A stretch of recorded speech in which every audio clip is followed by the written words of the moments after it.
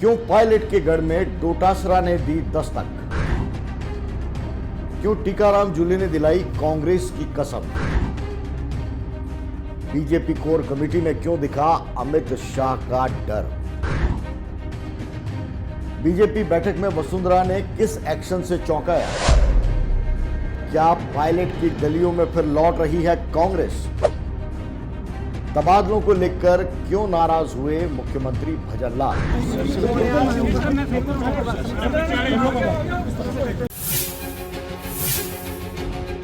बशीर बद्र की शायरी है कि दुश्मनी जमकर करो मगर ये गुंजाइश रहे जब कभी हम फिर मिलें शर्मिंदा ना होना पड़े। राजस्थान की सियासत में कुछ ऐसा ही माहौल चल रहा है।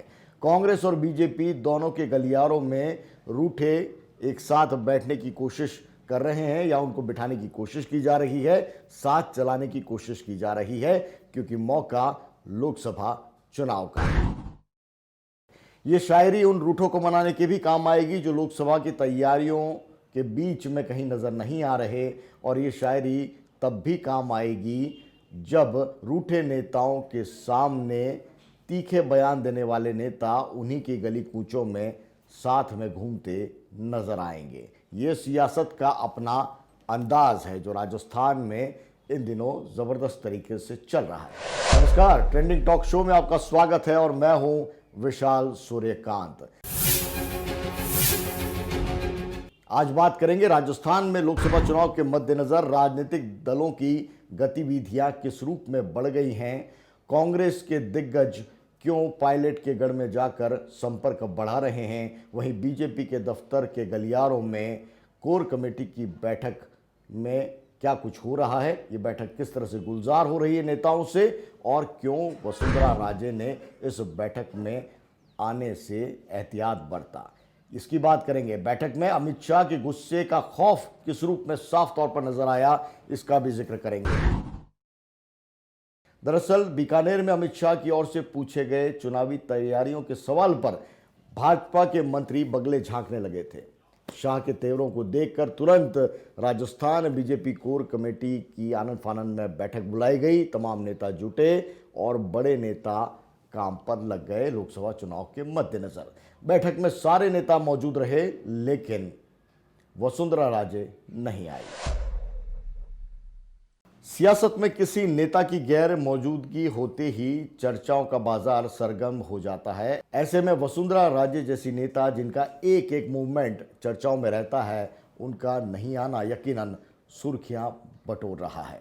कोई कहता है कि वो नाराज हैं, कोई कहता है कि वो अपने पारिवारिक कारणों के चलते बैठक में नहीं आई। लेकिन केजरीवाल के बयान के बाद वसुंधरा राजे की चुप्पी के मायने भी खोजे जा रहे हैं। लोग कह रहे हैं कि वसुंधरा राजे का जवाब इस पर आना चाहिए था। संभवतः केजरीवाल के बयान से वसुंधरा का मैसेज तो कन्वे हो ही गया, अब उसे वो खारिज भी क्यों करें। राजस्थान में कोर कमेटी की बैठक के बाद क्या कुछ कहा नेताओं ने, आइए वो देखिए। कि मैंने विधानसभा चुनाव के समय में भी कहा था कि हम एक तरफा बहुमत के साथ में जीत करके सरकार में आने वाले हैं। आज फिर आपको कहता हूं, पूरी जिम्मेदारी के साथ में कहता हूं, अपने डायरी में लिख लीजिए, राजस्थान में 25 कमल 25 के 25 सीटों पर खेलने वाले हैं। मुझे लगता है कि भारतीय जनता पार्टी का क्या हो रहा है ये देखने के बजाय डोटासरा साहब को चिंता ये करनी चाहिए कि उनकी पार्टी जो है वो शिखर से शून्य की तरफ जा रही है और अब शून्य से रसातल की तरफ जाने की तरफ आगे बढ़ रही है। चलिए अब बात करते हैं कांग्रेस की, जहां कांग्रेस आहिस्ते आहिस्ते पायलट के करीब जाती हुई नजर आ रही है।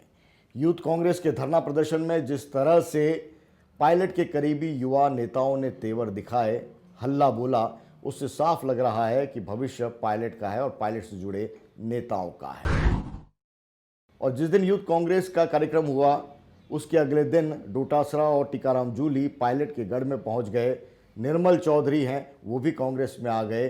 दौसा पहुंचे टीकाराम जूली और गोविंद सिंह डोटासरा ने अपने कार्यकर्ताओं के सामने कांग्रेस की कस्में दिलाने में कोई कसर नहीं छोड़ी। देश में चारों तरफ जिस प्रकार आतंक का माहौल है, वो इस देश के लिए आने वाले समय में इस प्रकार की स्थिति पैदा कर देगा कि हमारी आने वाली पीढ़ी हमें कभी माफ नहीं करेगी कि हम लोग जब इस स्थिति में थे, इस देश को दिशा दे सकते थे, हमने उस स्थिति के अंदर ध्यान नहीं दिया। अब हमें देश की ओर देखना है। देश किस दिशा में जा रहा है, क्या होने जा रहा है, क्या देश फिर गुलामी की ओर जा रहा है, देश में तानाशाही का राज है, देश में कोई बोल नहीं सकता, देश में प्रजातंत्र खत्म हो रहा है, देश में कोई सुनने वाला नहीं है, देश में गरीब से और गरीब होने जा रहा है। कांग्रेस और बीजेपी यहां दोनों इस मामले में एक जगह पर आ खड़े हुए हैं कि दोनों में नई और अगली पंक्ति के नेता अपना वजूद खोज रहे हैं। ऐसे में वसुंधरा राजे के लिए बीजेपी में जगह नहीं बन पा रही है, वहीं कांग्रेस में अशोक गहलोत कैंप के नेता हाशिए पर धकेले जा रहे हैं। सबसे आखिर में बात करेंगे मुख्यमंत्री भजन लाल की, जो इन दिनों तबादलों के आवेदनों से खफा हैं। पहले देखिए नाराज मुख्यमंत्री का ये अंदाज, क्योंकि ये वीडियो वायरल हो रहा है। संगठितों के बिना पे 4 मीटिंग एक्स्ट्रा